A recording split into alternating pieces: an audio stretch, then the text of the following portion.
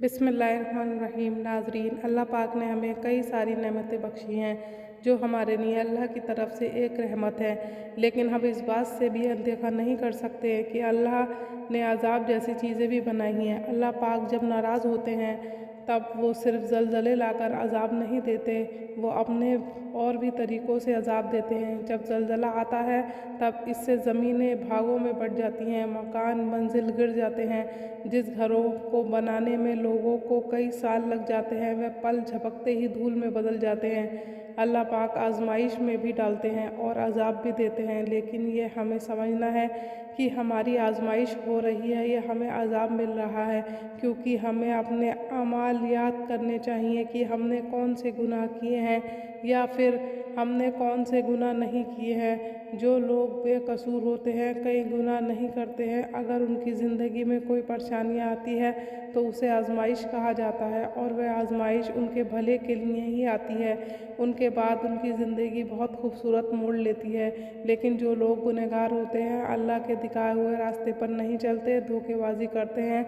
ऐसे लोगों को अल्लाह अज़ाब देते हैं और उन्हें मौका देते हैं कि अभी वक्त है, सुधर जाओ, वरना इससे भी बुरा अज़ाब तुम्हें मिल सकता है। अल्लाह की नाराज़गी, जब अल्लाह नाराज़ होते हैं तब वह उस इंसान को किसी ऐसी चीज़ का मुरीद बना देते हैं जो उसे कभी हासिल नहीं हो सकती और वह उसकी तलब में लग जाता है और फिर वह चीज़ उसे नहीं मिलती। तब वह अल्लाह की तरफ बढ़ता है और अल्लाह उसे एहसास दिलाते हैं कि अल्लाह के अलावा तुम्हारा और कोई नहीं है, इसलिए बस अल्लाह की तलब रखो।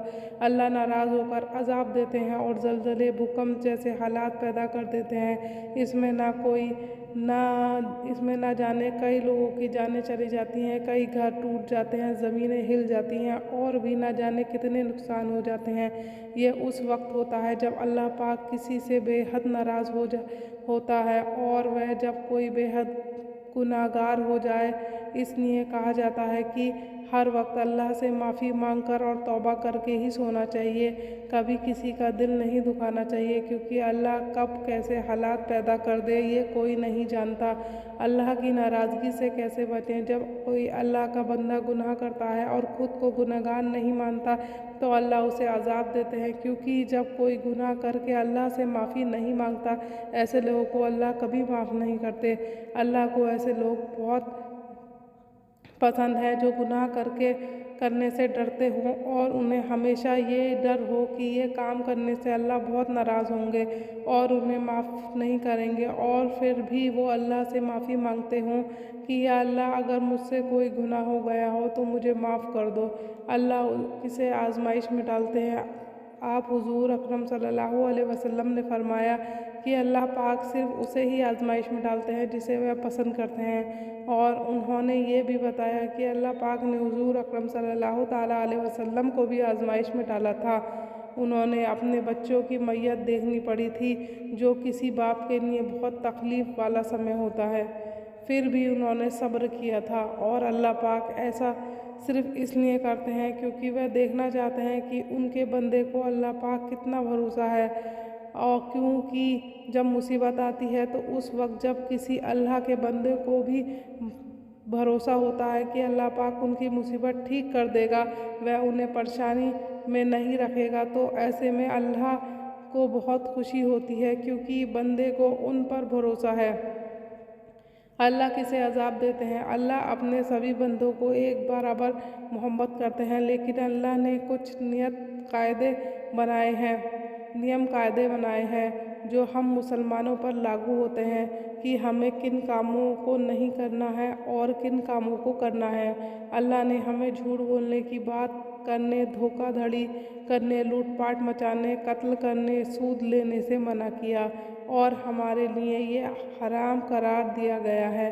तो अगर हम इन कामों को करते हैं तो ऐसे में अल्लाह हमें अज़ाब देते हैं। आपने देखा होगा कि जब किसी शहर में बेहयाई, बेगैरती, अल्लाह की नाफरमानी होती है तो अल्लाह उस वक्त इतने ज़्यादा नाराज़ हो जाते हैं कि पूरे शहर को ही उजाड़ देते हैं। तो ज़रा सोचिए कि अल्लाह पाक गुनहगारों को जहन्नुम में कैसे सज़ा देंगे और क़यामत के दिन गुनहगारों का क्या होगा। अल्लाह पाक दो तरह से लोगों को ज़्यादातर عذاب میں ڈالتے ہیں، اور وہ ہیں سود کھانا اور قتل کرنا۔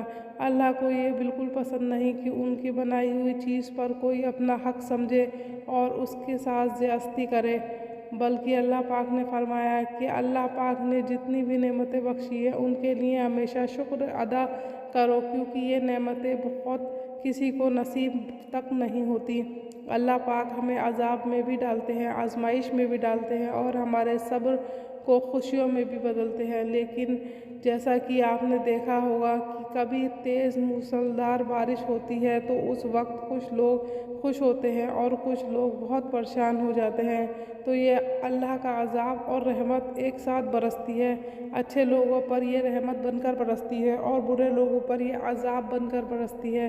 ہم سبھی اس بات سے بالکل انجان نہیں ہوتے کہ حال میں ہی کتنی جگہ پر زلزلے آ چکے ہیں، اور کن چیزوں کو دیکھ کر سبھی مسلمان کے منہ میں سے ایک ہی بات نکلتی ہوگی، یہ اللہ کا عذاب ہے، جو کہ سچ ہے۔ لیکن ہم یہ بھی اندیکھا نہیں کر سکتے کہ اللہ پاک ناراض ہے، اور ان کی ناراضگی ہم تک بھی آ سکتی ہے۔ اس لیے جتنا ہو سکے اللہ کی راہ پر چلیں، نماز پڑھیں، لوگوں کے لیے دعائیں کریں، ان کی حفاظت کی دعا کریں، اور اللہ پاک سے اپنے اور دوسرے مسلمان بندوں کی طرف سے معافی مانگیں۔ قیامت کی نشانیاں۔ حضور اکرم صلی اللہ تعالیٰ علیہ وسلم نے قیامت کی کچھ نشانیاں بتائی ہیں جو ہمیں ابھی سے دیکھنے کو مل رہی ہیں۔ انہوں نے بتایا ہے کہ جب کوئی اولاد اپنے ماں باپ کی نافرمانی کرے گا، عورت بے پردہ ہونے لگیں گی اور ان کی تعداد مردوں سے زیادہ ہوگی، جھوٹ کو سچ کر کے دکھانا عام ہو جائے گا، سرِ عام قتل کرنا اور اللہ پاک کی نافرمانی کرنا، یہ سبھی قیامت کی نشانیاں ہیں۔ جب یہ چیزیں دکھائی دینے لگیں تب یہ سمجھ لیجئے گا کہ قیامت دور نہیں ہے۔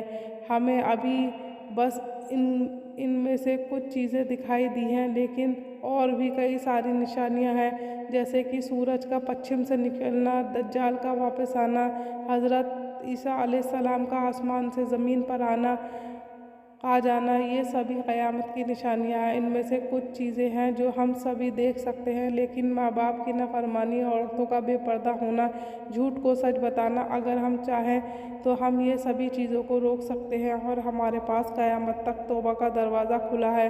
ہم جب چاہیں اللہ سے معافی مانگ کر اللہ کی راہ پہ چل سکتے ہیں۔ اللہ رحم کرنے والا ہے، وہ اپنے بندوں کو کبھی مایوس نہیں ہونے دے گا، وہ سب کے گناہوں کو معاف کرے گا۔ آزمائش اور عذاب میں فرق۔ اللہ پاک آزمائش میں ڈالتے ہیں تو کچھ وقت کے بعد وہ ساری چیزیں ہمیں نعمت لگ جاتی ہیں، اور جب اللہ ہمیں عذاب میں ڈالتے ہیں تو کچھ وقت بعد ہم اور بھی زیادہ تکلیف میں رہنے لگ جاتے ہیں۔ تو اس سے صاف آزمائش اور عذاب میں فرق دکھ جاتا ہے کہ اللہ نے کس کو آزمائش میں ڈالا ہے اور کسے عذاب دیا ہے۔ دنیا کے سب سے پاک مذہب اسلام، لیکن اب اسلام میں اتنی بے پردگی ہونے لگی ہے کہ اللہ پاک کی ناراضگی بڑھتی جا رہی ہے، اور وہ ہم سے ناراض ہو کر سیلاب زلزلے اس دنیا میں بھیج رہے ہیں۔ اگر اسی طرح ہم گناہ کرتے جائیں گے تو وہ دن دور نہیں جب اللہ پاک پوری دنیا میں سیلاب اور زلزلے بھیج دیں گے، اور پورے ملک کے لوگوں کو ایسی موت سے بہت خوف ہے۔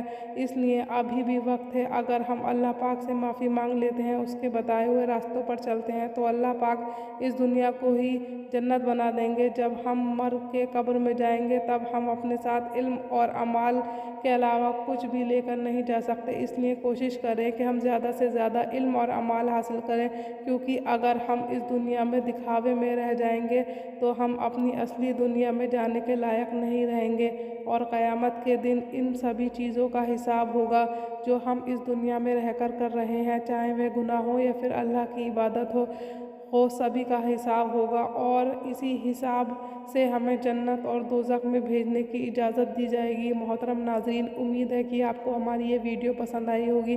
ایسی اور اسلامی معلومات حاصل کرنے کے لیے ہمارے چینل کو ضرور سبسکرائب کریں اور اس ویڈیو کو زیادہ سے زیادہ لوگوں تک شیئر کریں۔ اللہ تعالیٰ ہمیں عمل کرنے کی توفیق نصیب فرمائے، آمین۔